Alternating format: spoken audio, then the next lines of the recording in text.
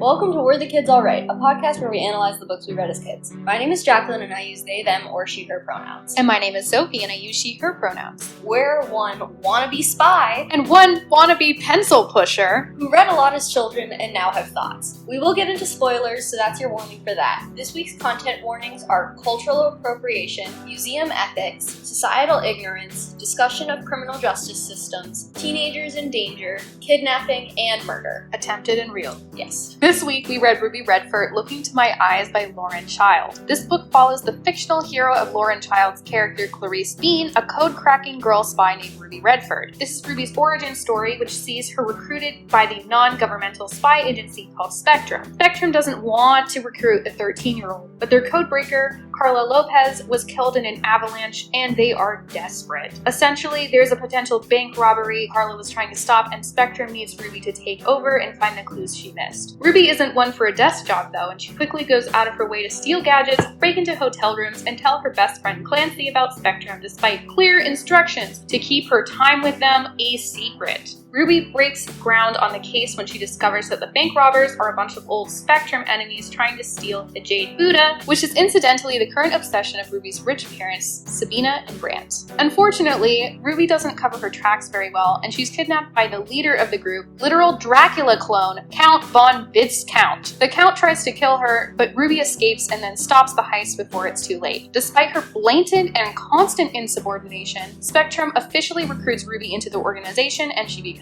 a full-fledged spy. Yay! Okay, so backgrounds with the book. I've never read this book before, and I also thought that I'd never read anything by Lauren Child before until right before we recorded this. I looked her up on Wikipedia and saw a picture of the cover of Clarice Bean, which is like her more popular series of younger children's books, and I was like, wait, I recognize that illustration! Yeah. So then, I have read things by Lauren Child before, and I'm pretty sure I've also watched the Charlie and Lola TV show, which is based on picture books, and I'm pretty sure I've read the books as well. Sophie was saying that they're really popular in Australia. Charlie and Lola are Australian. Are Australian, right, okay. Yeah. So it is very likely that I watched that TV show in Australia. Woohoo. High likelihood of that having happened, but I have read Lauren Child. Sophie, your background with the book? Yeah, so I actually didn't read this until, I can't remember, I think my sister checked it out from the library or something. But what I really have nostalgia for is Clarice Bean.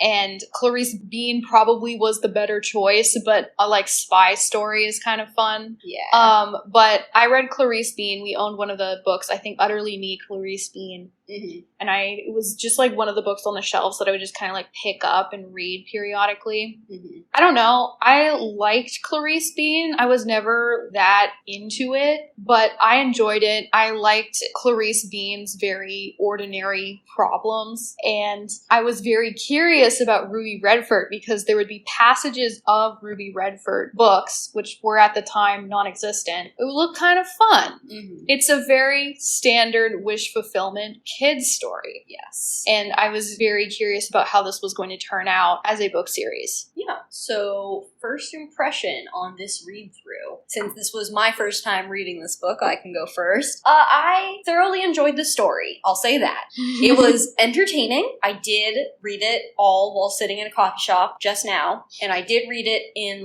2 hours. So it's a pretty fast read. It's engaging. I enjoyed that, but I did find Ruby herself to be extremely annoying at times.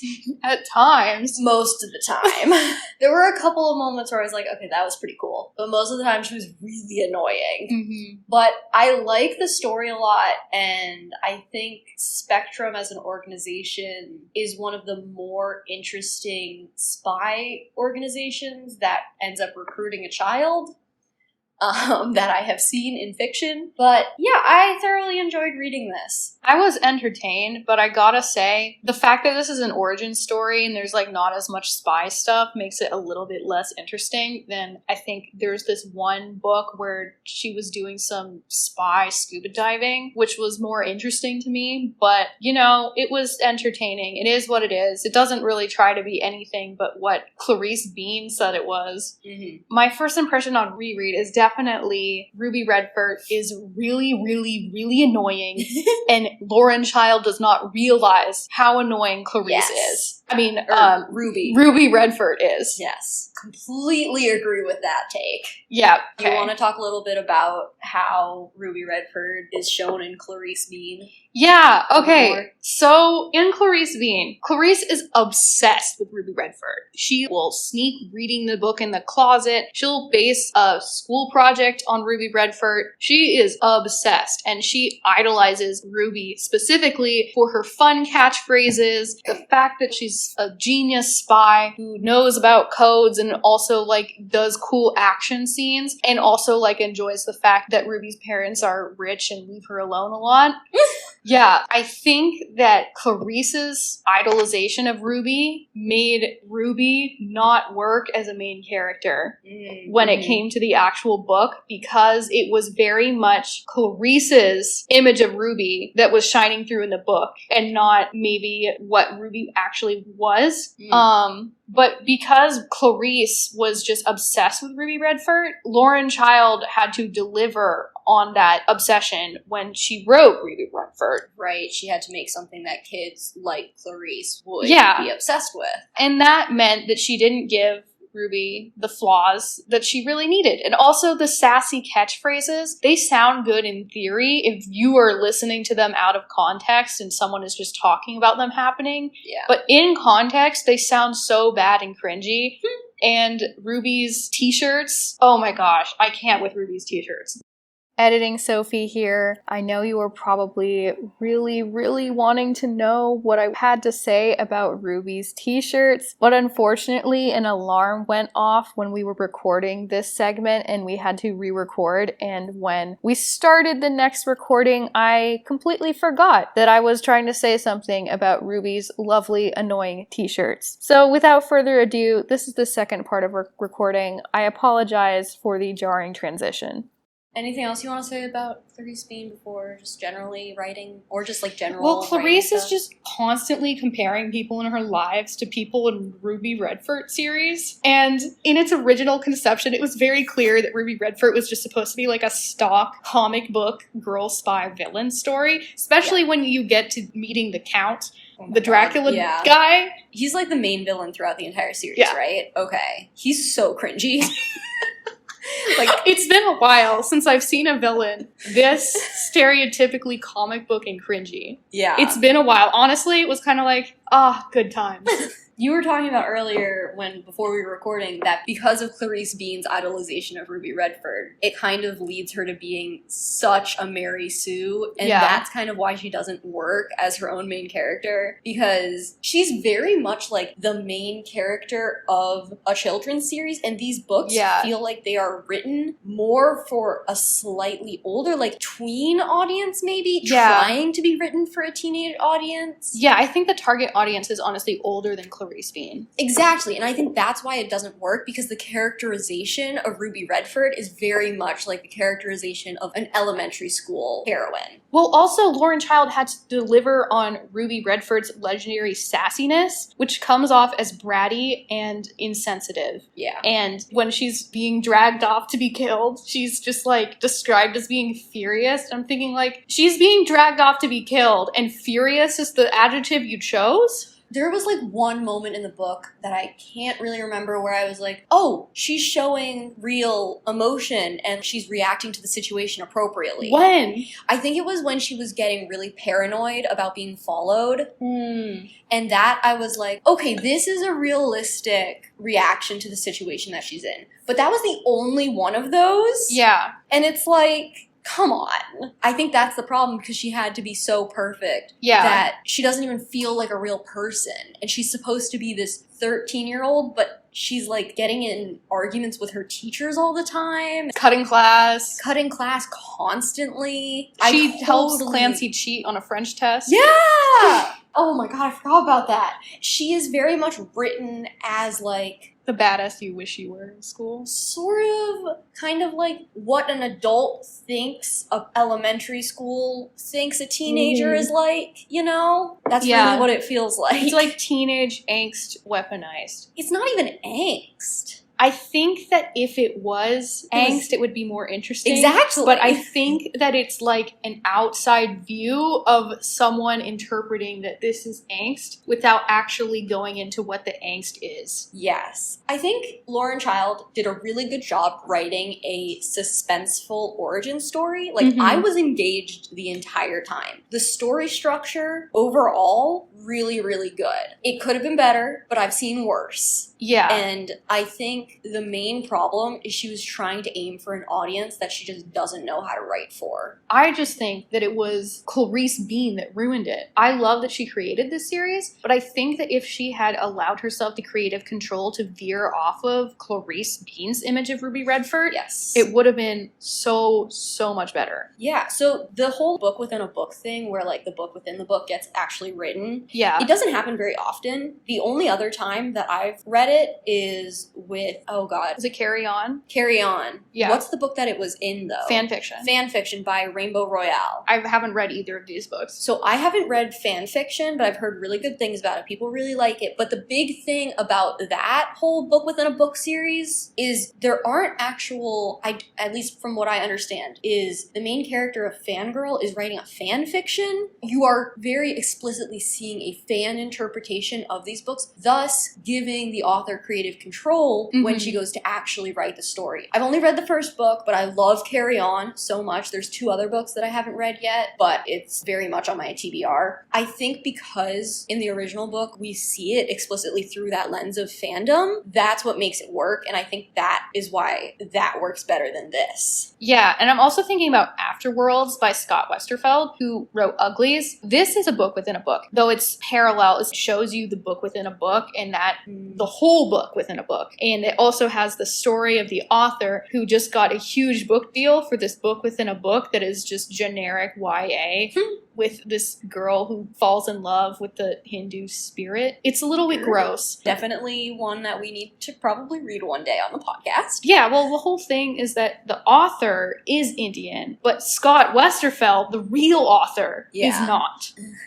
So it's very interesting, but that is another example of a traditionally published book within a book. Yeah. And the thing that worked about that is that it was a work in progress, and so at the same time as you were reading this very much not great YA, it wasn't supposed to be great, kind of. Yeah, it was very much like they bought the book because of the first chapter, and then it had the author struggling with the book. It was an infuriating book, okay, but but like from how you described it at first, it sounds like it's meant to be a very generic YA novel, which is pretty easy to get right. And I just remember in that book there was something called a psychopomp, and I don't know what that is, but I remember that was a word in the fictional book. Interesting. But I think basically all of this goes to show is there are ways to successfully write books within books and then actually write the book that is within the book. Ruby Redfort almost is a bullseye for me. It's really close. It's a very passable story. Yeah. I really do think that if it was written by a different author who actually knew how to write for teenagers, I think this could have been a really cool story. I really do think it is that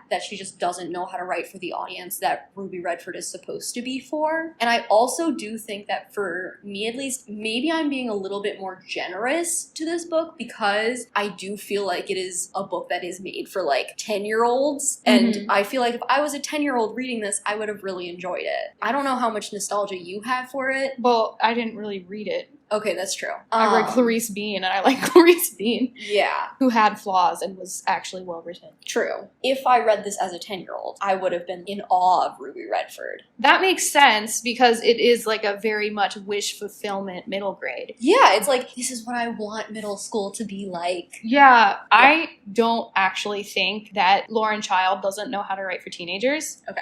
I think that because she had to use the way Ruby talked in Clarice Bean, that's the disconnect. Stunted it, maybe? Yeah, because I don't think the problem is really the audience. It's more that it was attached to Clarice Bean. And I know I keep repeating myself on this, but in isolation, you can tweak this to make it work. The skeleton is here. Teenage Spy, classic. It's great. Also, the way that Spectrum recruits Ruby, it wasn't the creepiest way I've seen a spy organization recruit a kid. Yeah. It's still creepy, but it's like not as you know. I do think that because I don't remember reading Clarice Bean, that is probably where we're having different points of view on this, because you are seeing it very much from the like, this is tied to Clarice Bean, and I'm very much seeing it as like its own thing disconnected from that. Lauren Child could have made this work, but she would have had to sacrifice the "Beat It, Buster" Yeah, that's true. and the t-shirts. The t-shirts were very on the nose all the time. Mm-hmm. And They were not subtle. it was a little much at times. The t-shirts were always predictive of the situation Ruby would end up in.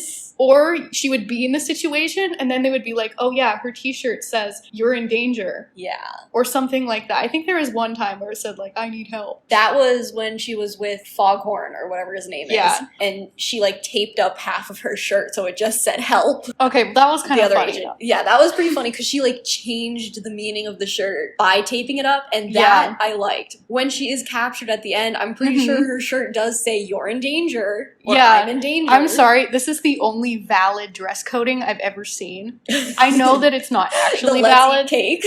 Okay, that one was not even the worst shirt, but any shirt that says, like, "Bozo says what?" That I did not appreciate. And we'll talk about it more when we talk about Ruby's character by itself and her relationship with her parents. But she wears a shirt that says, "Bozo says what?" And her mom is trying to read her shirt and says, "What?" And Ruby says, "Exactly." It's so mean. She's such a freaking smart aleck, and yet at the same time... She's not even a smart aleck. She's a straight up smart ass.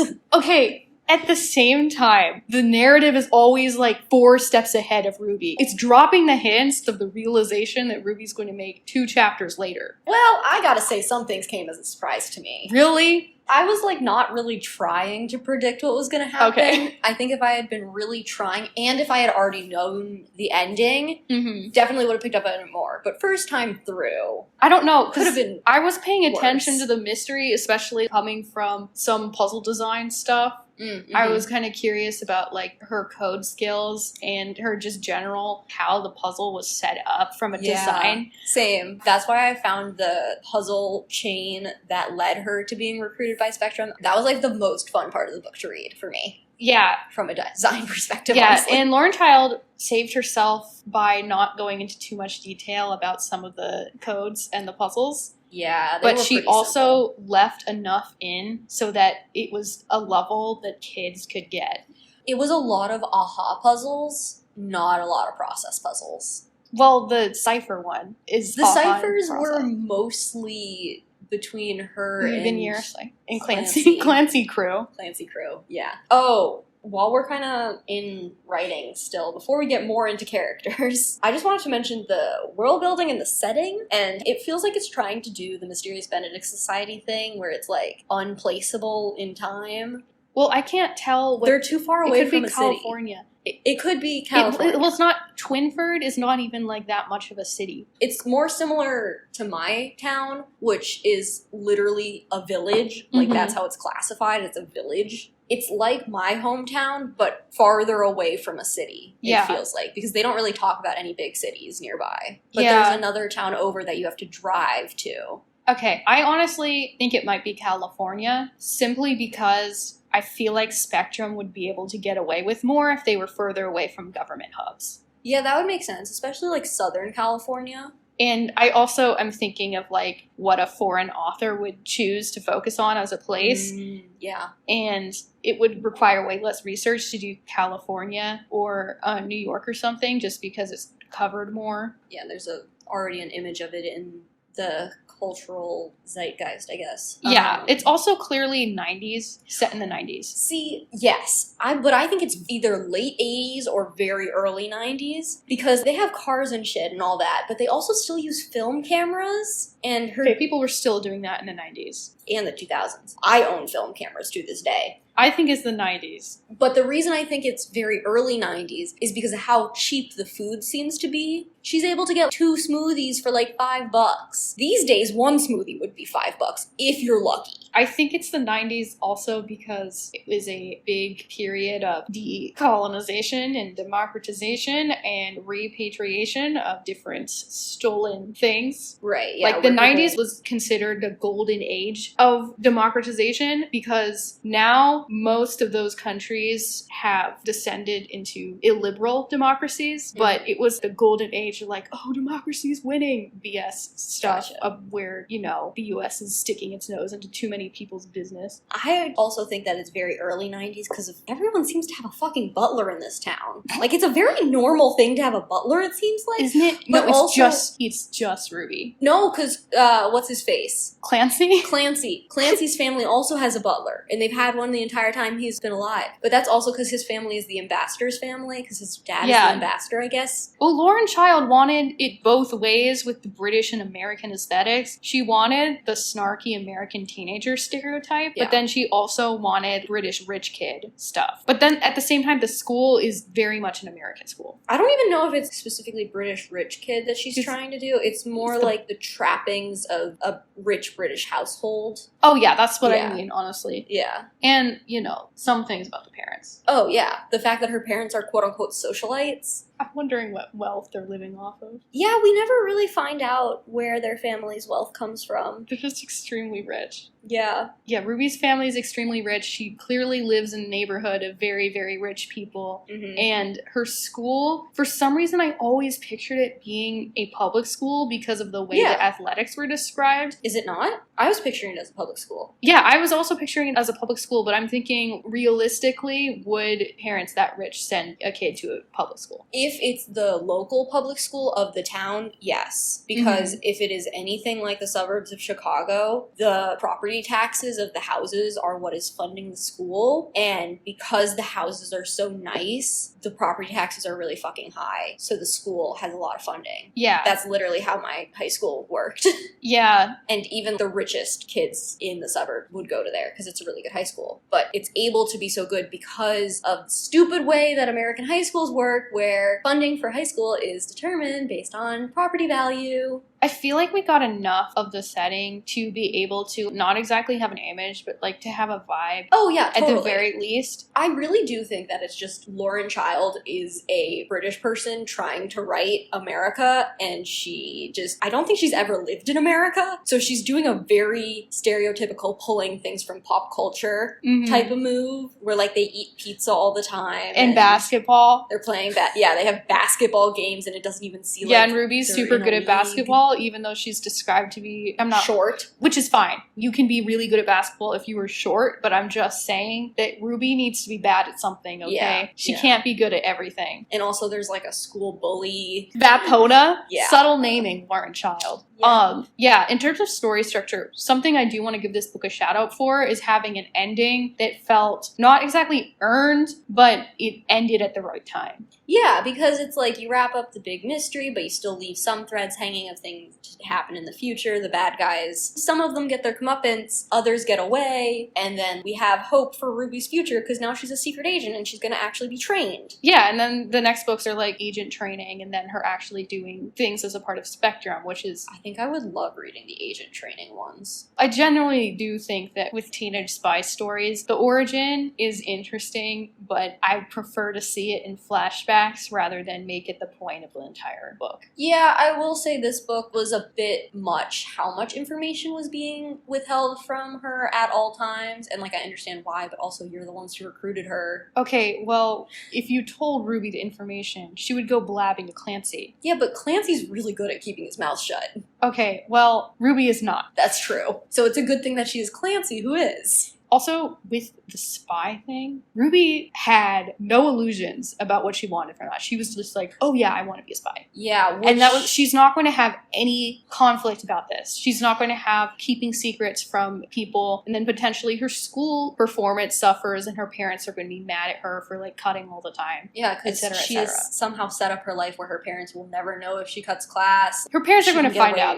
She can everything. only fake her mom's voice for so long. But she's getting away with it right now, so I don't know. Well, Ruby gets away with everything. Yeah, exactly, which is why it's a bit much. She doesn't face the consequences for her actions. Yeah. Except for this one time. When does she face consequences? She Well, almost dies, but even then. Okay, I guess I was thinking about when they kicked her out, but that wasn't even because she did anything. That was because she was like done. She did what she was supposed to do, and they were like, okay, dismissed. Yeah, the thing with her having no conflict over being a spy and wanting that so badly, it just made me think about how like, Ruby's character in this book is beyond a Mary Sue. Or, like, beyond a Mary Sue. Because she has rich parents who don't pay attention to what she's doing and let her do whatever she wants. She has love and affection from her parents, even if they're a little bit airheaded about it, and from her housekeeper, and from her friends. She has multiple close friends. She's doing amazing in school and somehow is teaching herself everything even though she's never there. She got accepted into Harvard when she was like 10. Yeah, and she's and also refused to go.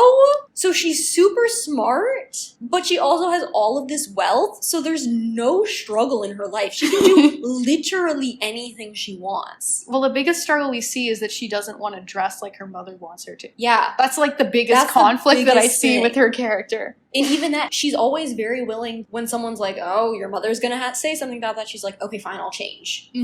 Yeah. Also, for those of you who don't know what a Mary Sue is is basically a character who is overly perfect, often wish fulfillment-y and self-insert-y. Mary Sue characters are not inherently bad, but they do get very annoying very quickly. I find they're not as annoying if they're a supporting character and not the main one. That's fair. My least favorite is when there's a main generic boring dude and then there's like the badass Mary Sue who's good at everything until the epic climax when she needs help from the boring guy. Yes, exactly. And like the problem with that, more so than anything, is the relationship dynamic between like the boring guy and the manic pixie dream girl. And I don't know, there's a lot of conversations about this happening online, I think, these days, where like characters are allowed to be Mary Sues, but also I'm allowed to be annoyed by them.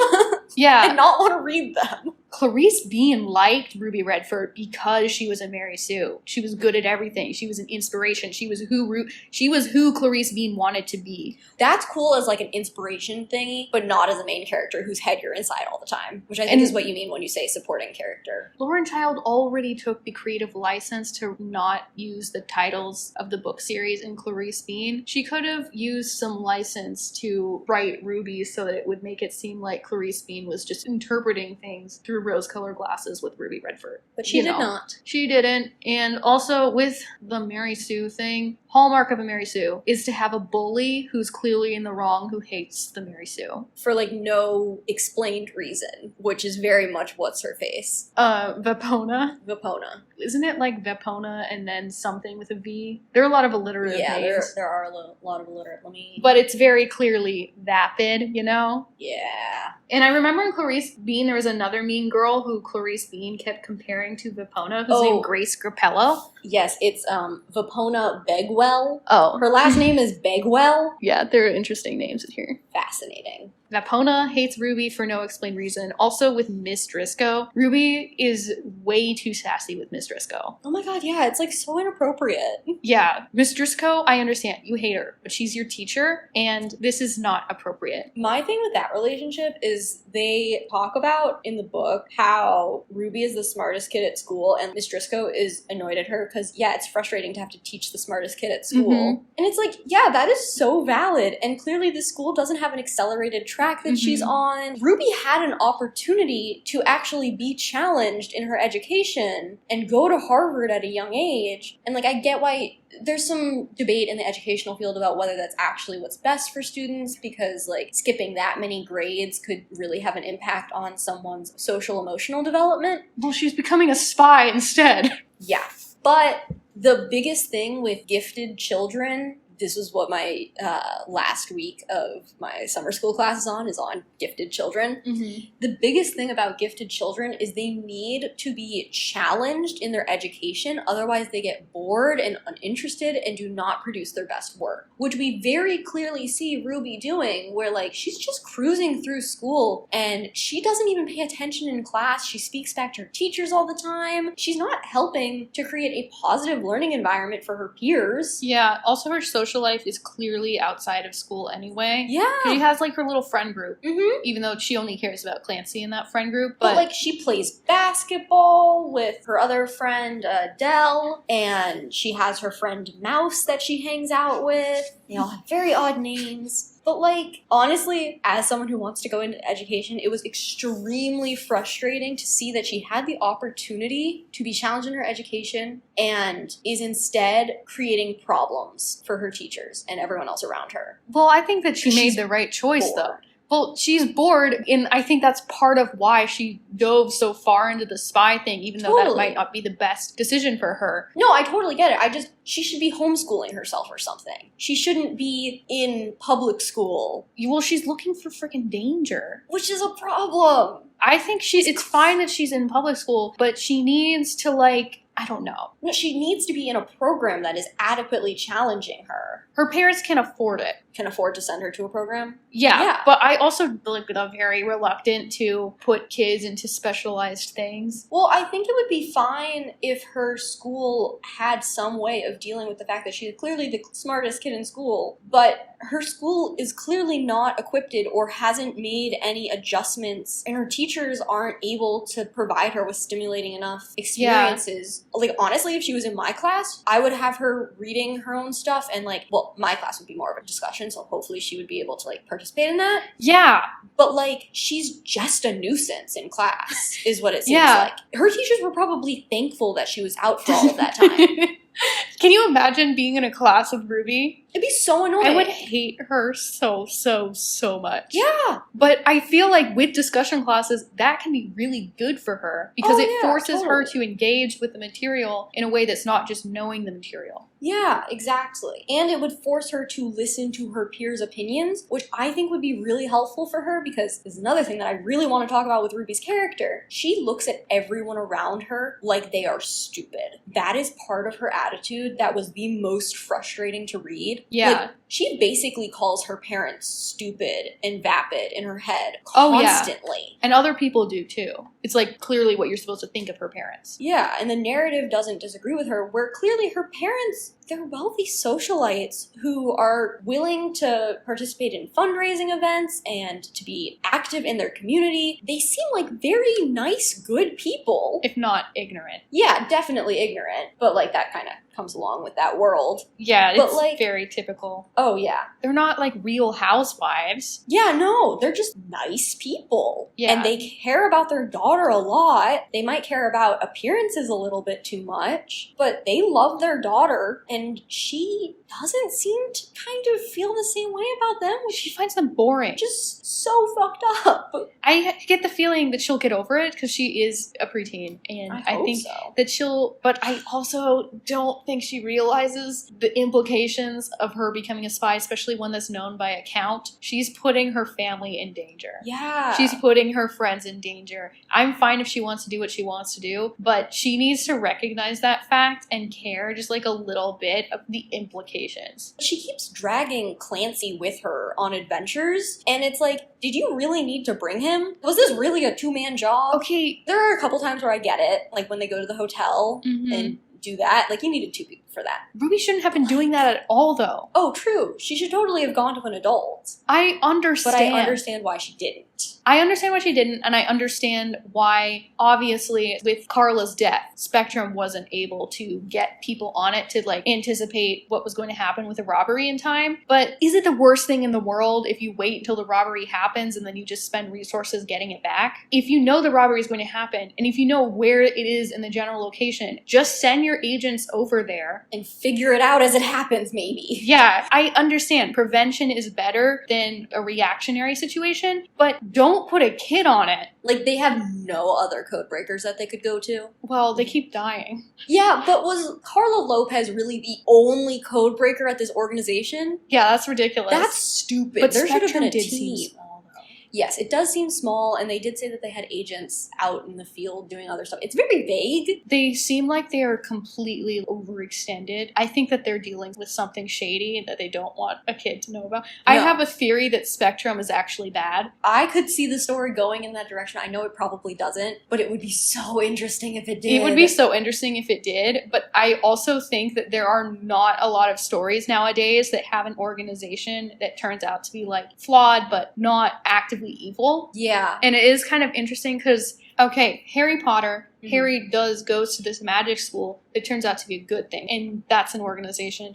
And then in this one, Ruby Redfort joins an organization that happens to be a good, positive organization in the narrative. That's not something that is written about anymore. Mm-hmm. The organizations that characters join always betray the character at the end or something. Yeah, that's a good point. I just wish that the flaws of the organization were more openly talked about, maybe. Yeah. It seems like they're trying to make Spectrum into a Mary Sue as well. Well, yeah. What was I going to say? I wanted to talk more about her relationship with her parents. Yeah. Ruby's relationship with her parents. I'm not even gonna lie to you. It was painful how little she seemed to care about them. Absolutely no empathy in that kid. I was uncomfortable reading it because her parents are clearly trying their best, but they don't know how to communicate with their daughter, which is very normal. Ruby has absolutely no reason to be mad at her parents. They've done nothing wrong. Like, the most is that they've tried to get Ruby to fit into an image. That is the only thing that she has to be angsty about. And that's so completely normal for someone in her social class. Yeah. Also, if I were Sabina, I would be burning those t-shirts. I'm sorry. They're pretty ugly. They're awful, they're rude, and... Yeah, there's no need to have, like, rude sayings on your t-shirt. You can wear a plain t-shirt. Can you imagine being that person and then looking back on it 5 years later and then seeing every single picture is tainted by a stupid saying you have on your t-shirt? There's a reason most of my shirts these days are just one color. Yeah, and while we're on Ruby's fashion choices, she specifically says that the dresses she wears are thrifted. Yeah, she specifically says that if she's not in a t-shirt and jeans, she wears secondhand clothes, which I thought was a very odd inclusion. Does Lauren Child think that thrifting is, like, really a popular activity for 13-year-olds? Well, it is, though. I mean, like, nowadays it is, but when she was writing the book, was it? I think the point she was trying to make was that, oh, Ruby's humble, she doesn't show her wealth. But then that's a whole situation where she is aesthetic.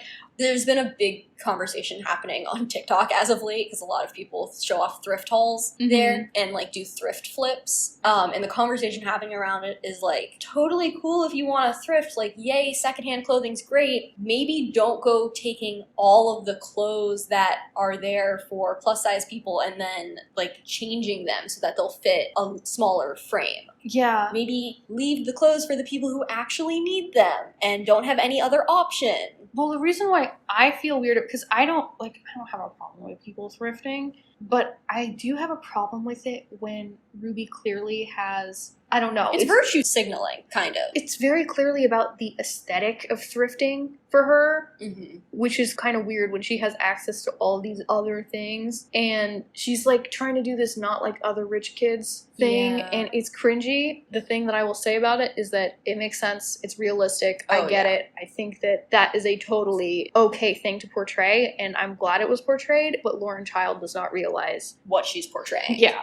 Totally agree. Because it's very much the type of thing where it's a young kid who is starting to fully understand what wealth is and that they come from a wealthy family who's like, oh my God, I don't want to be associated with that. Yeah. And so they do everything in their power, in this case it's mostly clothing, to separate themselves from that world, not realizing that they will have the benefits of that world even as they try to... Like, the virtue signaling of clothing is nice and all, but at the end it doesn't do a whole bunch, if that makes sense. I don't want to say it doesn't do a whole bunch, but it's just like, you have to acknowledge the wealth and the benefits of that wealth. Yeah. And do your best to, like, hold both of those things in your head, if that makes sense. Yeah. Yeah. And she's very much at the age where, like, she's just starting to dip her toes into this. So I get it if in, like, 5-10 years she's better about it. But it is very cringy to read.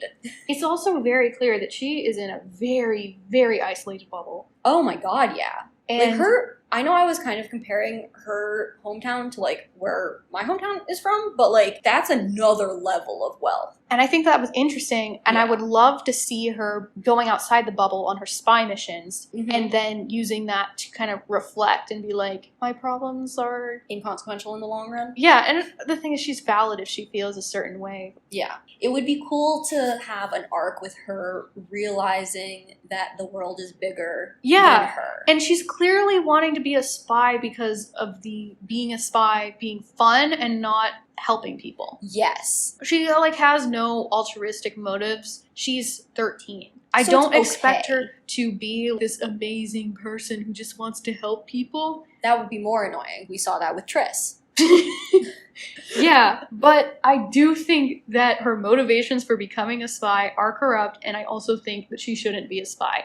Yeah, she's a child. Not only because she's a child, but because she's a very terrible spy. Yeah. She doesn't follow orders, which puts her in danger. This came up in our Mysterious Benedict Society in the Perilous Journey, where they needed to listen to Milligan because Milligan could not do his job worrying about the kids going off. She kind of let herself down. I'm not going to blame her for getting kidnapped, but she was the one who told Clancy Crew, which tipped off the Count, which then got her kidnapped. Yeah, with that, I'm just like, why did you not assume that the wires were bugged? But yeah, that would be the first thing I would assume. It was also in her stupid rules. Yeah. That she had. Why would you talk about secret things over the phone? That is spy stuff 101. Yes.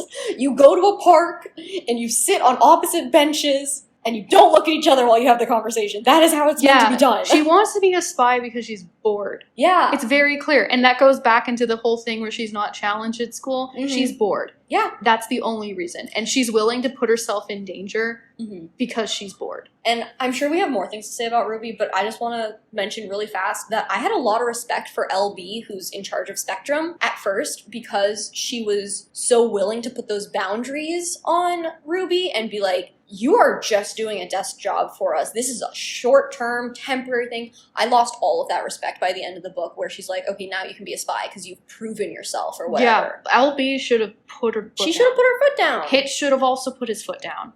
But that's a little bit of a different situation. Hitch, I appreciate how he's trying to balance protecting Ruby with also not being condescending and overprotective, because I think he knows how smart of a kid she is and he wants to nurture that talent while also keeping her safe. And I also think that he doesn't feel like he has the power to put down his foot and like actually be listened to. Because Ruby clearly sees them as colleagues instead of, like, protector and protectee. And I had so much respect for Hitch when he put someone on Ruby to watch her when he had to go do something else, because he's like, she's going to be... And it's not Hitch's fault that Froghorn is a literal asshole and an idiot. Yeah.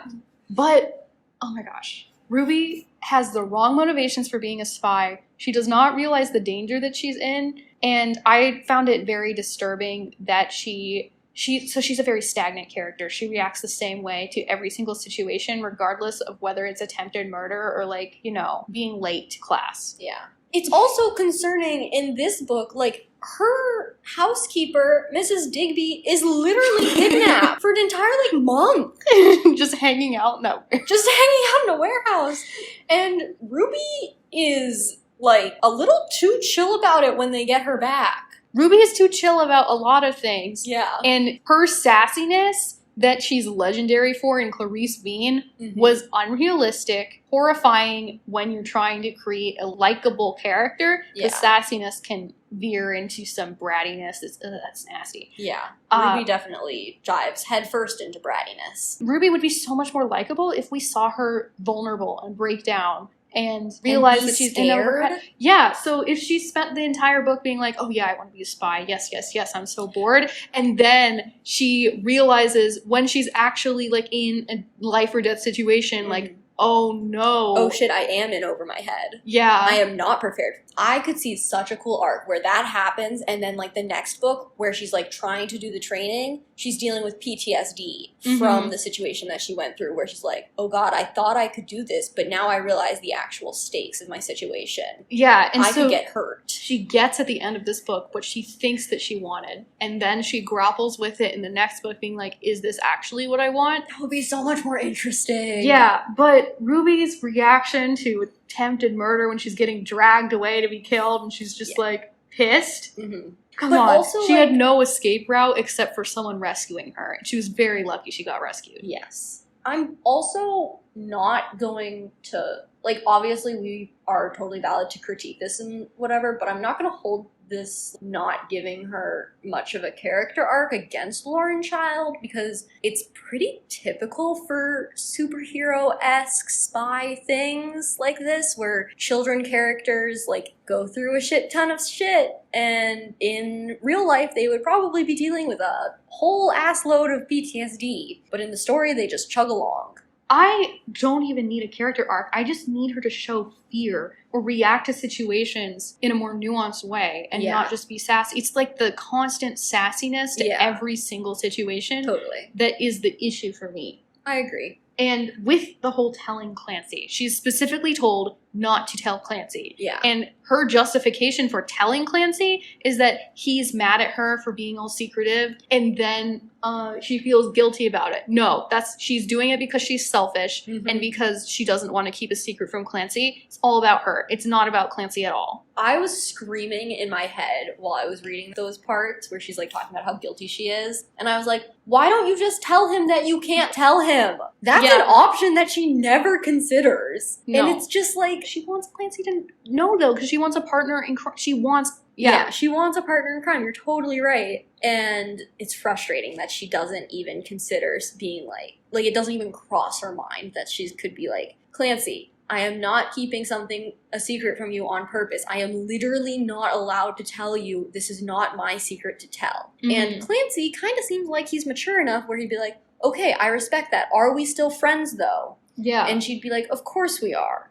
Yeah, but then Clancy, let's be real, Clancy would be doing his little detective work on the side to figure it out. He would eventually figure it out anyway, and then... Yeah, and then it's like, oh, he figured it out himself. Yeah. That's fine. You didn't tell him. You didn't break promises. And then because he figures it out, then the organization can deal with it, and then he can be acknowledged as someone who knows, and they can deal with him properly. Yeah, I would have much preferred that over the way it goes. Because he's mad at her for like 2 days. It's like... Come on, is that the worst friend fight you've ever had? Also, she chose a really dumb lie, too. Oh my god, yeah. She's like, my grandma is sick. That's something you can... She didn't pick that lie. Hitch picked that lie to get her out of school. Remember? Yeah, he lies to the front desk lady. Well, that is a dumb... But she just keeps lying, and it spirals out of control so quickly. Yeah. It was such bad secondhand embarrassment from that part. Yeah, I did like how it was like she felt guilty, which is why she told Clancy when it was really that she was selfish. And I think it can be both. Well, it can be both, but I do think that someone should have called her out for like, yeah, we told you not to tell Clancy. There's a very good security reason why you shouldn't tell Clancy. Now you're putting Clancy in danger. He didn't sign up for this on his own. He doesn't know what he's getting into. Yeah. You did bad. This is like kind of not related, but you said that he doesn't know what he's getting into, and that made me think of when LB was originally recruiting Ruby, and LB is just like, are you in or out? Yeah. And that kind of bugs me on reflection, because Ruby has no way to make an informed decision about whether she is down for what's going to happen. She gets no warnings. Obviously, if she didn't put her own life in danger, she would have been safe the way that LB had intended. But it's pretty typical for teenagers to not listen to adults, especially when they're 13 and they're like, I just became a teenager. I'm all grown up. Okay, but Ruby's not listening was so bad. I don't think she followed a single thing that anyone's told her to do. She didn't. But I think part of that is because no one adequately explained the consequences ahead of time. That's a choice that you can make. And I saw a conversation recently where like, sometimes you just gotta let kids make mistakes. But the problem that I have with the mistakes that Ruby makes is that she doesn't learn from them. She keeps doing the same old stuff over and over again. Exactly. And she gets rewarded for it. Yes. It wouldn't have been so bad before saying, like, are you in or out? It's not that hard to explain what they want her to do. Yeah. It's looking through some files and trying to figure out a code. That's it. LB literally could have said to Ruby, we are putting these procedures in place for your safety. Please follow them. We do not want you to be kidnapped. We don't want you to be known by our enemies, because our past code breakers who have come to the attention of our enemies have died. They should have explained who the hell Bradley Baker was. That was a stupid secret. You keep bringing up Bradley Baker. To be honest, it did hold my suspense. I was like, who's Bradley Baker? Yeah. But that did get me. And so for the purpose of storytelling, that was something I was actually like interested in. Agreed. But for in-universe decision making, it's stupid. There's no reason to hold that over her. It could have been a one-sentence thing where Agent Blacker, who's showing her around at first, or Buzz showing her around at first, is like forlornly looking at something and is just like, who's one of our top agents. emphasis on was, you give Ruby any holes, she's going to disobey you and figure it out. she also steals a lot. She does. She's kind of, I don't want to say kleptomaniac, because that's like an actual issue that people deal with, but like, she ends up stealing a lot of things unintentionally. I also think that's part of her boredom, too. Yeah, well, that's really common with rich kids who get everything that they want when they ask. They will develop kleptomania in order to, like, feel emotions and get that thrill of stealing something. Yeah. Like, that's very common. And Ruby's, like, constant sassiness Yeah. and shirts and everything, I just have a feeling that this is obviously not the book to explore it, but she's, like, going through some deeper stuff. It's not going to be talked about or acknowledged, and I think she needs help. She obviously needs to be in therapy, because I think Well, that's what almost I mean by everyone help. needs to be in therapy. But I don't know if it's, like, it's not so much that she's... It's not mental illness. Yeah, she's not, like, a danger to herself or anyone else. I just think that she Well, needs... she is, kind of. Okay, you're right. Not like a on purpose Yeah. thing. I just think that she needs an adult to be a sounding board for her to work through her hang-ups about her family's wealth and where she comes from and all of that stuff. She needs someone to have a conversation with and like, yeah. ask her questions. Like, just, like, open-ended questions. There's, like, how are you doing with this situation? Like, allowing her to do self-reflection. Because I think that she tries to keep herself so busy so that she doesn't have to.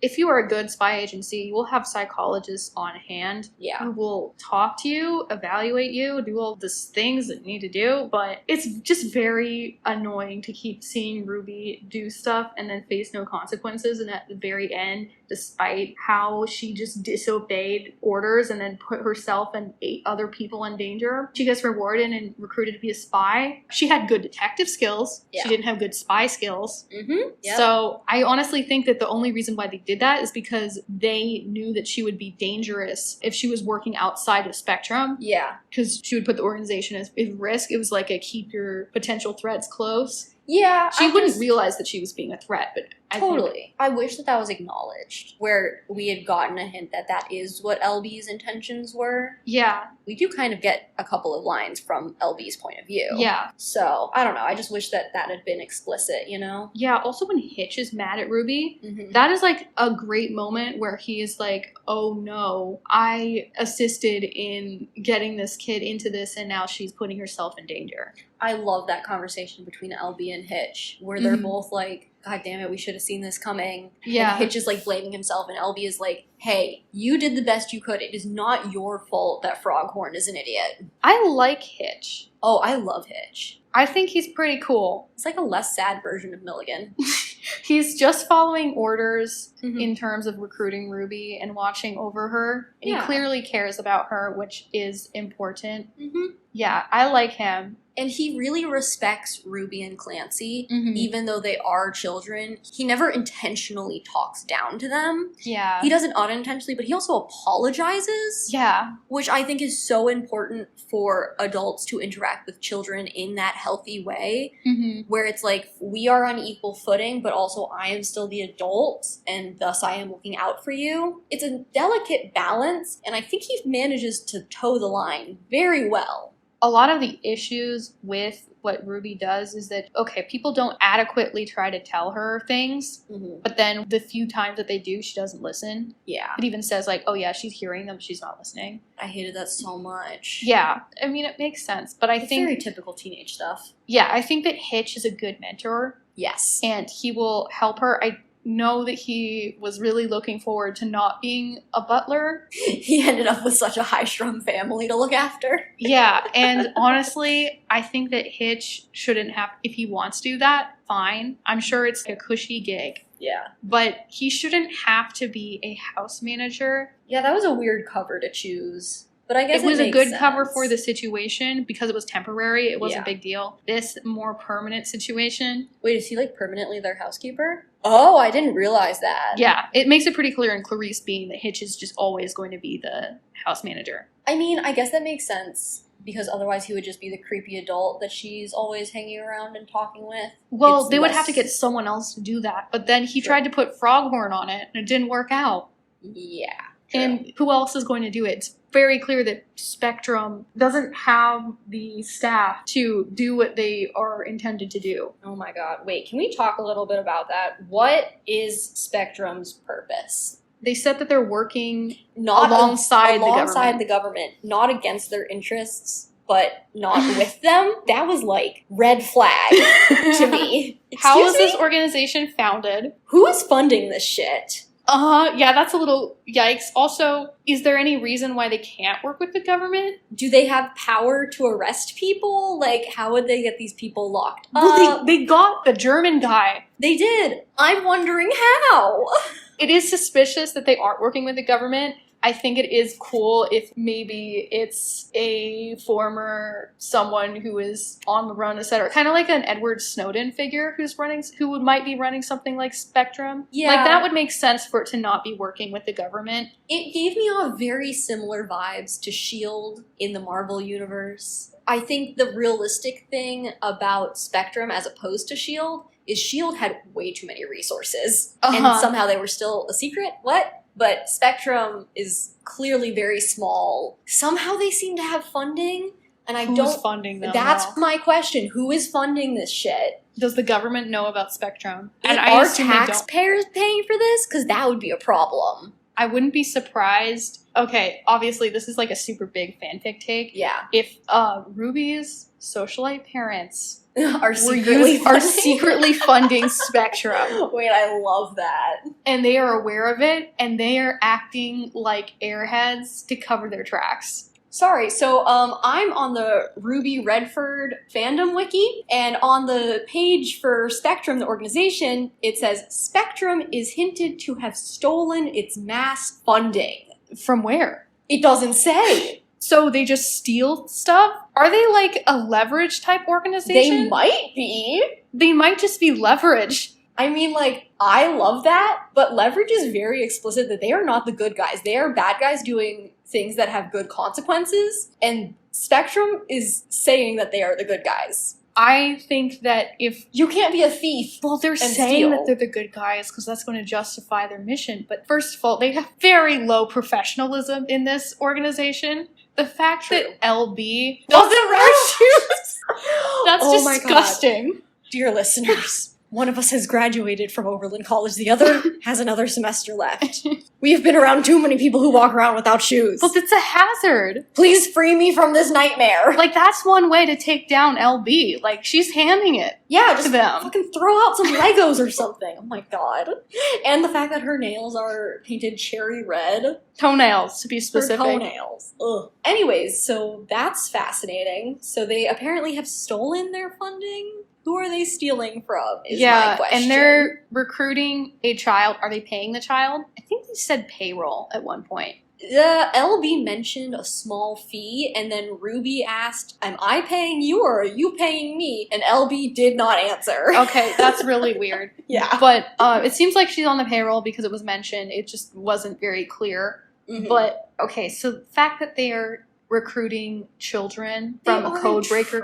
They aren't trying to, but they are still looking at the junior code breaking competitions. I think that they're looking at it for the future. Yeah, that's what it seemed like, because LB was talking about how they had like a file on Ruby and how they were keeping tabs on her. There was a really good line that I highlighted. Where was it?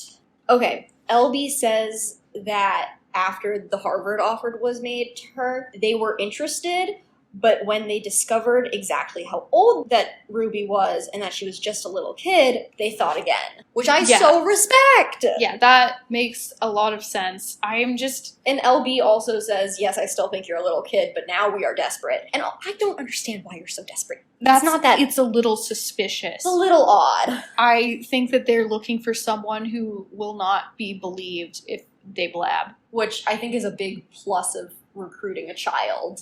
Oh, yeah. They're definitely bad in some way, and my personal preference would be a leverage angle. Yeah, because that would also make sense why they're going after this thieving count. No, because that's a very, typical leverage. For anyone who doesn't know, Leverage is this amazing TV show. Highly recommend that you watch it. It's very repetitive. It's very good. It's basically thieves and hackers and crime people found family, and then they help innocent people. It's basically like a Robin Hood type of thing, sort of. Steal from the rich, Yeah. give to the poor. I actually like the reboot better than the... I bet. I haven't watched the reboot yet. You will probably I like the original better cannot for wait. nostalgia, but Sophie takes a leading role Sophie in Devereaux. it. It's Oh, very so cool. good. She's so good. Yeah, anyway, that's what I wish they did with Spectrum. Should we talk about some of the other characters? Yeah, so let's see. Main characters. Did you have anything to say about Clancy? Just that it's not subtle, naming him Clancy Crew. What's not subtle about that? Nancy Drew. Oh, I didn't put that together. I didn't realize that. That's funny though. I like that. Yeah, I'm also kind of wondering, what do Clancy Crew's parents do again? His dad is the ambassador. Well, if he's an ambassador, they should have a plot around him later that gets Spectrum involved. That would be cool. He totally. Oh, he has 5 sisters apparently. I was glad to see that Ruby was friends with girls, not just Clancy. I super appreciate how their relationship is not, I don't know, romantic in any way. Oh yeah, Clancy's dad is Ambassador Crew. I don't know where he's the ambassador. Well, that's very cool, to. though. I think that Clancy is pretty chill. He seems like he'll be friends with anyone. Yeah, he's a nice kid. Yeah. And he cares a lot about his friends. And he's very underappreciated in his intelligence. Yes. It seems like Ruby is always going to overshadow him. Oh, definitely. But But I really hope that he finds, like, I know Ruby appreciates Clancy, but I Yeah. hope he finds more people who appreciate him. yeah, I also hope that it doesn't get into a situation where Ruby is using Clancy Yeah. for fair. his, like,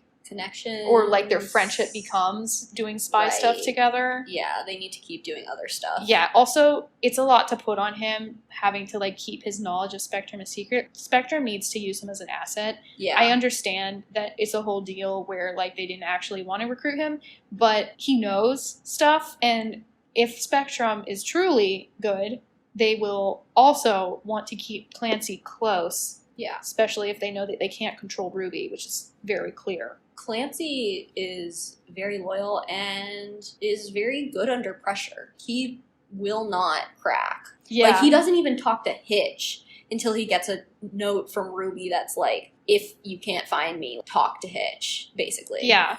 And then he's like, okay, I can trust him. Yeah, it is also clear that Clancy is also bored, but not to the same extent as Ruby. He's not seeking out danger. Yeah. He's more just like, school sucks. He seems like that type of kid. Where Yeah. It's just like, school is hard for him and he doesn't enjoy it.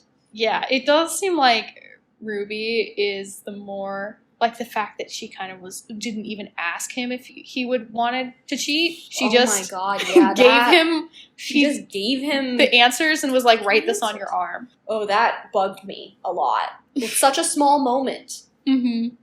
Okay, we talked about Hitch, we talked about LB. Anything else you want to say about either of them? I want to talk about the Count. I don't really have anything to say about anyone else. Okay, what do you want to say about the Count? The Count is hilarious. He's so weird.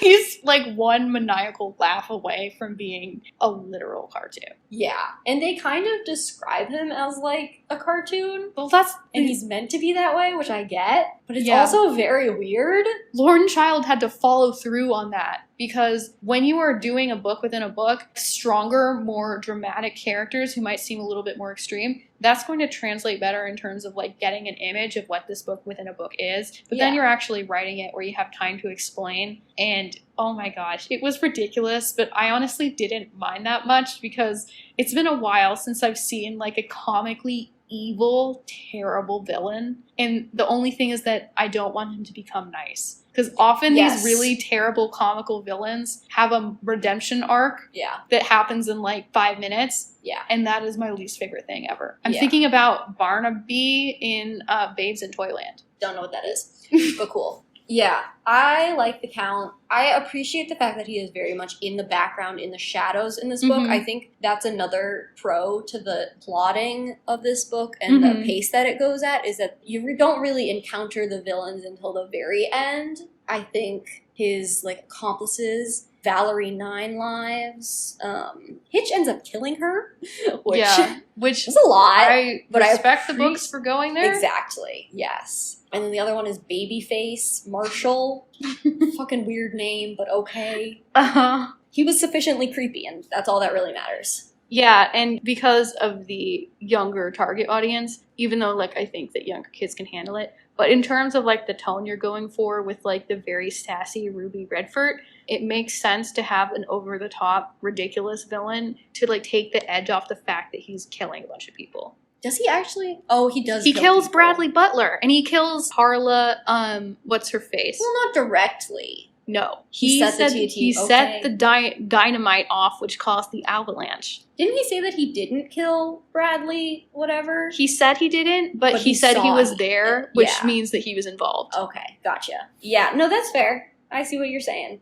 Yeah, but he is killing people. Yeah. He also is like, kill her, and he won't like get his hands dirty, but he orders them. He attempts to kill Ruby twice. Yeah. And because he's like a failed He's movie like a failed director, supervillain. he decides to kill Ruby by burying her in sand. It's so dumb. Yeah, and Of course he she goes has time for to Wizard escape. of Oz theme because she's wearing like Ruby shoes. Yeah.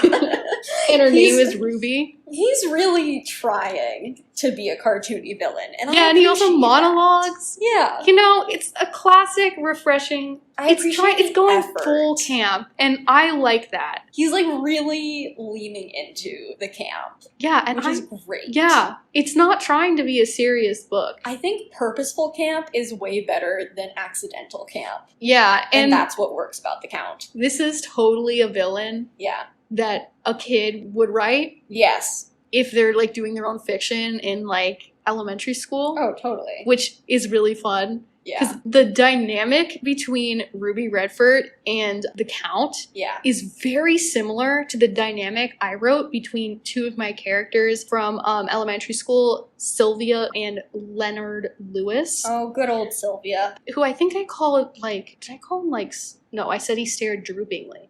That's what I did with him. Okay. But yeah, it's a very similar dynamic, which I find fun to reflect on that part of my writing life. Yeah. Anything else to say about characters? I think that's it. Okay, great. So now we can talk about critical analysis and that stuff. You want to start with the museum ethics stuff and that conversation? Okay, so first of all, a positive. Yes. The Jade Buddha was described as having been stolen, and then they were going to give it back. I kind of skimmed over that part. Is it just kind of like doing a traveling circuit Yeah, before it? well, the community that it was from gave permission to the museum to show it for that one night before the museum shipped it back to the country. It's from Khotan? Khotan, yeah. It was stolen from Khotan in the 8th century and missing for over 1,000 years. They searched for it. Okay, so the curator of the city museum in Twinford found it in an iceberg, and because he was the curator of that museum, they were allowed to display it for a little bit before returning it to Khotan. I do want to give credit to Lauren Child for doing that and not having like the museum own the Jade Buddha. Yeah, that is a positive. However, it was like a one-sentence thing. Was it described? No. Not only that, it's in third person with points of view from other characters besides Ruby. There was an opportunity to go into what that whole situation was. Anyway, it's... You know, Ruby's parents are socialites. The way they view the world is very much through their own bubble. In the last book, it is discovered that the eyes of the Buddha reveal coordinates to the location of the Mars mushrooms. I don't know what those are. That sounds like a drug. It does sound like a drug. Let's see if it is a drug. It is a life-lengthening and memory-enhancing fungus. So that's why they were talking about looking in the Jade Buddha's eyes will make you, like, wiser, whatever. Wiser and youthful. Yeah. Live forever. So, I'm not sure if I love the fact that this relic, which was stolen from these people, is now the center of a mystery. It's a plot Is device. like a plot device. I'm not sure if I love that. Yeah. Like, I get it. I would be okay with it if it showed the people who were giving permission, like if people from Khotan were at the museum party, who were like the ones presenting it, and also if it explained a little bit more about it. And I don't know, it could have been cool if... Where is Khotan? It says that in Turkey? the second book, it is the Jade Buddha is back in Khotan, formerly Khotan. Iran? Okay, well, let's say that I'm going to go with Iran for a sec. It would be cool if they made Clancy's dad the ambassador of either like Iran or Turkey or wherever. Okay, so the Kingdom of Khotan was an ancient Iranian China? Saka Buddhist kingdom located on the branch of the Silk Road that ran along the southern edge of the Taklamakan. desert in the Tarman Basin, which is in modern China. Tarim Basin. Okay. Yeah.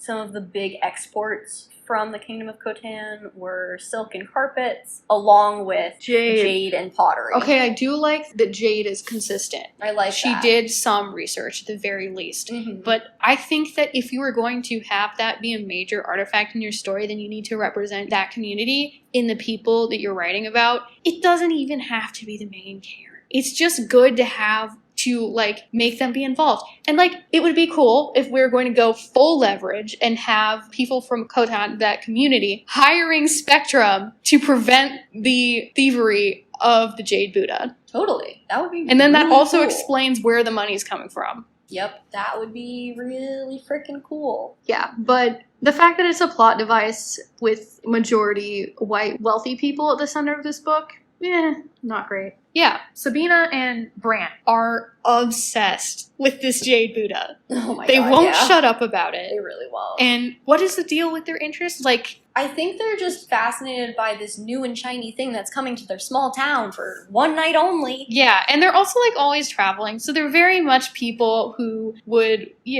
view other cultures in all the wrong ways. Maybe But not in all the wrong ways, but as things to be consumed by them, if that makes sense. Which I Yeah. guess is kind of all the wrong ways. yeah, but I also find that realistic for their Yes. position in life. So I'm fine with that. I also, when they were like, oh, we're going to eat like the Japanese, we're going to sit on that the was- floor, it was definitely like, yeah, these people are tourists. They are tourists. Would highly recommend, if you're interested in Khotan at all, highly recommend looking at their Wikipedia page. Yeah. Would highly recommend. And hey, props to Lauren Child for Doing any amount of research. yeah, with the It's Jade. more than I expected. Yeah. This is obviously just my own ignorance showing through. I kind of thought that she had just made up a thing and a place. Yeah. But it's cool to see that she didn't do that entirely. Yeah. I don't know if this is like a real artifact that actually exists. Oh, I don't think so. Yeah, if I she don't was think so. making something up, she wouldn't have used a Buddha. That's a good point. Yeah, and I think that Lauren Child is knowledgeable around the discussion of museum ethics when it comes to artifacts, Well, she would have And, to. like, She's British. exhibitions, but I also think that she probably finds it too boring to discuss in a children's book, and her issue is that she's not representing who this issue is hurting. Yes. A big part of that is probably the fact that she is British, and the Brits are known for nothing if not stealing artifacts and putting it in museums. Oh, the UK, specifically England. Yep. Oh my gosh. It's very interesting how, like, there are certain parts of Ruby Redfort where you can very clearly see that this is a British person trying to write an American. Yeah, I also will say that I'm not going to say this word on the podcast, but there was the use of an O word That has often been used to describe rugs. and things that are from a generally certain Asian. area. Yes. There was that casually thrown out there as an adjective, and I think it wasn't even dialogue, it was in the narrative. Yeah. So- I didn't even catch it, honestly. Sophie mentioned this before we started recording, and I was looking for this stuff when I was reading. Totally, yeah. I was really just reading it. Yeah, because I had the context of Clarice Bean, Yeah. which helped focus my attention on other things. Also, these books were written in 2011, I believe, which Yeah. I think is a little bit too late to be using this word that we are Oh referring yeah, to. it's way too late. It's interesting how Lauren Child does a good job in some aspects and then just kind of falls short in others, but I do Yeah. appreciate the effort that we are seeing. Can we talk about Ruby's privilege? Oh, can we ever? We've talked a little bit about it already, about the wealth of her parents and like the thrifting thing, Yeah. but let's talk about it more. She doesn't know what... She doesn't know her privilege. She doesn't know what it is. She doesn't know what white privilege is. She doesn't know what class privilege is. She doesn't know it. And you know what? She's young. But I think the problem that Sophie and I have with it in the narrative is it kind of feels like Lauren Child doesn't know what Yeah. privilege she is writing. Yeah. Like the fact that nobody questions that she has gotten a butler. Okay, well, it's the fact that every single person is in the bubble besides the spies, which is fine, especially because this is an origin story and you were setting things up to do more things in later books. Mm-hmm. And you know what is realistic for someone to be in a constant bubble if you were coming from this particular life experience. Mm-hmm. But Lauren Child should know better than to have Ruby act like a spoiled brat and her like acting like it's sassy and cool. Yeah, and just like the fact that she finds her life so boring. Yeah. When, let's be real, she probably gets to travel all the time with her family. Like, she has a housekeeper who will make her cookies at the drop of a hat. Yeah. Like, what? Again, she doesn't have a lot of empathy and she's not in the spying to help people. Yeah. She also has a very binary view of what's good and bad. Yes. Which makes sense for that age and life experience. Well, okay, yes. With the life experience added in, I agree. I do think most 13-year-olds have a little bit more of a nuanced view on good and bad than she does. Yeah, well, she's also obsessed with a show called Crazy Cops. Oh, boy. Ruby, come on. I know that Yeah. Cops is like one of the most watched shows in the US. Yeah, procedural dramas are very entertaining. Editing Sophie here. Cops is not a procedural drama. It's a reality TV show. Editing Sophie out. Now, back to Jacqueline. You also have to come at them from a critical perspective, and she explicitly states that her and Clancy have learned a lot about the criminal justice procedures from this show. And that I take problem with. Oh, yeah. I am a huge fan of Criminal Minds. Sometimes I don't get it. it's a comfort show for me. I really But don't like get in a it. weird way. I skip over the gory parts. I can't watch them. Uh-huh. But I enjoy learning about this sort of thing. And the procedural nature of Criminal Minds allows me to digest it in a way where I know everything will be okay by the end of the episode or by the end of the next episode. Mm-hmm. I would say that I've learned a fair amount about behavioral science and that sort of thing from the Criminal Minds show, but I would never ever claim to be an expert about it or like try and apply that in an actual life or death situation. Or cite that as the only source. Yes. I might like bring it up in a conversation where like, oh yeah, I saw this on Criminal Minds. Yeah. I would never be like, oh yes, I know this because of Criminal Minds. Yeah. They're different vibes. Lauren Could've done Child better. also doesn't know American police. Yes. British police are still bad. Don't worry. Oh yeah. But They're different. there's a different history around it. Yes. And also, Especially racialized. and I think that it would have been better if Ruby had been obsessed with a private investigator show like Yeah. Veronica Mars. Yes. Veronica Mars would have been appropriate, especially for her whole deal. Mm-hmm. I could see her taking too much inspiration from Veronica Mars's attitude. But we can't have a show within a book within a book. That's a little bit too meta for me. Yeah, my favorite fictional thing that I've created within a story is called Jetarama. It's about superheroes who fly around on a private jet. Jetarama? Yeah. Like Futurama? Yeah, but Jetarama. You know they're not heroes in that show. Not intentionally. No, it anyway. wasn't. It was the Okay. name. The only similarity is Only the name. That's very confusing. It's supposed to be a very bad show. Oh, okay. Futurama's a pretty good show. Yeah, I've never seen a Futurama.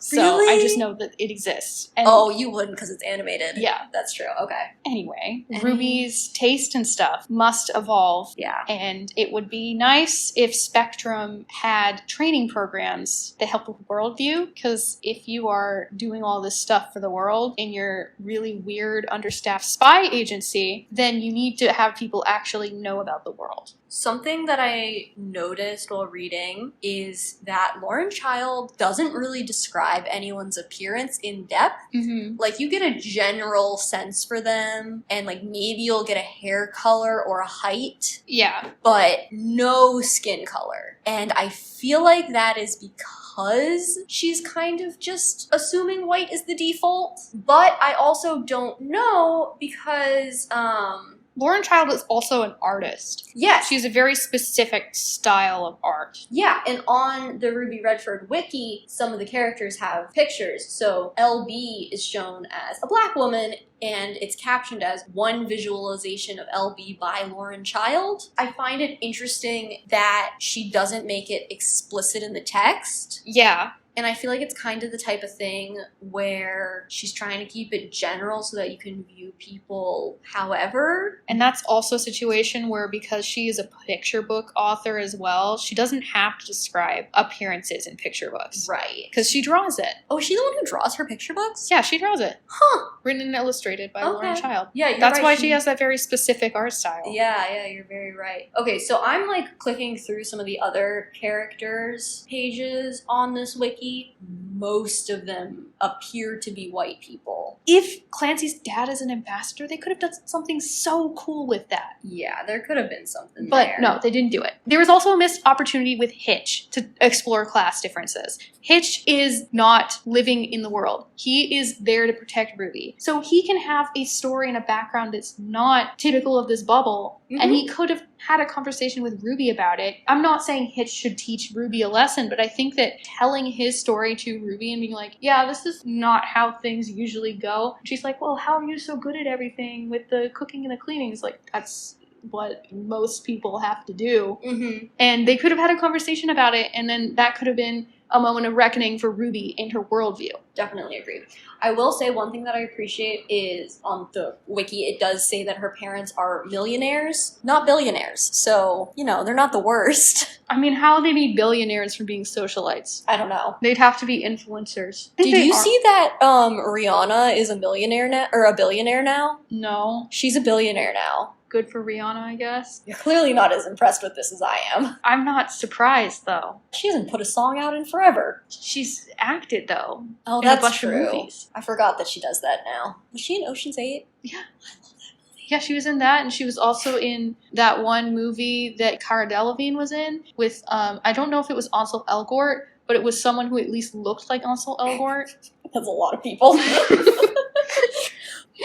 Anyway. Getting back on some sort of track. Any fanfiction takes? I think I've said most of them. I think that my main fanfiction takes are to explore the missed opportunities when it comes to class difference with Hitch, and then with Clancy. Because his dad is an ambassador, you could have made him from, I don't know, like Iran or something. Yeah, I think my biggest fanfiction take is I would redo this story with like PTSD elements and like the struggle elements that we talked about earlier. Even as a minimal edit, I would edit some of Ruby's reactions to be a little bit more fearful. Because I understand she never faces consequences, so she doesn't really have motivation to be fearful, but she needs to show it at some point. And I also think that I would make Spectrum a little bit more fleshed out and specific as to like where they're coming from, who they're funded by. What's their deal, basically. And I personally like the idea of it being a leverage situation. Yeah. It would be really funny if there was like a book where the government was investigating Spectrum. That would actually be very interesting. And that would also force Ruby to grapple with the consequences of being part of this organization. While being a child who legally cannot work. Oh my gosh, the government would be so pissed. Field day. I know. It wouldn't go well. It would not. And also, I would want to know more about Spectrum's mission statement. Like, who are they trying to help? Why do they exist? Yeah. Like, what is their goal here? What hole are they filling? Yes, exactly. Those are my fanfiction takes. Shall we head into ratings and conclusion? Wrap this up? Yep. Awesome. I can go first. Ratings. Let's see. Oh, wait, actually, can you go first? Because I don't know what my other rating's going to be. Okay, so my nostalgia rating is, it made me nostalgic for Clarice Bean, so I'll give it a 2 out of 5. And I do not regret reading this instead of Clarice Bean, because I think this was a more fun discussion than Clarice would have been. But in terms of my current rating, I would also rate it a 2 out of 5 because I had fun. And the campiness of the count was honestly my favorite thing, even though it's totally ridiculous. Yeah, I found it fun. But then there are all these other issues, and Ruby is extremely annoying. But at least it wasn't first person. Can you imagine if we were listening to Ruby in first person? That would have been worse. I'm gonna rate this book a 3 out of 5 for pretty similar reasons to Sophie. I had fun reading it. I thoroughly enjoyed it, but I was also, usually when I thoroughly enjoy a book and I'm like, okay, this was a pleasant read, I would rate it a 4 out of 5, even if it was amazing. But I was so irritated at Ruby for most of this book. Yeah. I can't rate it more than a 3. Because I hated the main character a little. But it's also the type where, like, I can see the potential. Yeah. You know? And I do think that the other books are set up to be better. Fair. But I love a good origin story. And this just was an okay origin story. Yeah, I wonder how this compares to Gallagher Girls. I assume Gallagher Girls is better. Have but you never read Gallagher Girls? No. Okay, yes, I understand. Ruby's kind of stupid, though. For a genius. She's just kind of stupid. Like Gallagher Girls so much better when we get around to reading that. I am just not over the fact that some of the signposting was just so fucking obvious. I'm drawing conclusions now. I know. So I'm rating it a 3 out of 5 overall. Mm-hmm. And then I don't have any nostalgia for this, so I am going to rate the catchphrases. Catchphrases get a 2 out of 5 for me. Because, like, really? Hey, Buster? Like, come on. Who says Buster? Nobody real. Mm-hmm. And then who I would recommend this book to? I mean, I think 10-year-olds. I think 10-year-olds would like this book. I would recommend this to people who read and liked Clarice Bean, because it's just kind of cool to read the book that the main character is obsessed with, even though the books in Clarice Bean are completely different titles. Mm-hmm. And then in terms of, like, generally, I don't know. I feel like if I was talking to someone and being like, hey, I'm looking for a book to read, and I would be like, hey, what books are you interested in? Someone would be like, I want a teenage spy story. I'd be like, okay, well, here are a few I know of. And Ruby Redfort would be on that list. I don't think if someone asked me that question with those specifics, I would probably recommend Gallagher Girls first. I don't know a ton outside Ruby Redfort. I can think of a couple that I would recommend before Ruby Redfort. If people are like, oh, I want something like Spy Kids, this is maybe not the way to go, but yeah, no. It's a very standard. It's like book. less fun Spy Kids. Yeah, That's just because Spy Kids is so good. I don't like Spy Kids. Well, guess we can't be friends anymore. Yeah, I'm kidding. I like the first Spy Kids fine. But the second and third one are so good as well. No. Have you seen the fourth one? Yeah, that one sucks. Well, they're all bad, but they're fun bad until you get to the third and the fourth one. The third one's so good, The though. third one's not good. It's so good. Okay. He falls in love with a video game character. That is really It's weird. so funny. No. If you were a character in this book, who would you be? Oh, God. We don't have to do it. We can just stop. We can cut this out. No. I feel like you might be Clancy. Yeah. You're pretty good at keeping secrets. Yeah, I could be Clancy. And then in terms of the agents, I think I would want to be Froghorn just so I could be rude to Ruby. You know what? You're so valid. I think if I was one of the agents, I would want to be Agent Blacker. Yeah. He's my favorite. We didn't really talk about him a lot, but he's so nice. Yeah. And he's also a secret agent. Plus, it was always my dream as a child to be a secret agent. It's still low-key my dream, but then I realized that to be in the CIA, you really do need to know multiple languages. Mm-hmm. And I can't do that, and I would never be in the FBI. And also, the CIA doesn't really do, like, the Soviet-era spy stuff anymore. Like, I'm into Cold War-era spying, but we no longer live in that age. It's very sad. I watched a video the other day on British nannies who are trained in self-defense. So cool. You'll have to send that to me so that I can watch it. Yeah. Okay, so that's all for this week. Next time, we'll be reading Where the Mountain Meets the Moon by Grace Lynn. Check us out on Twitter and Instagram and TikTok at WTKA_podcast and at our website, link in description. Thanks for listening. Bozo says what? And have a great day.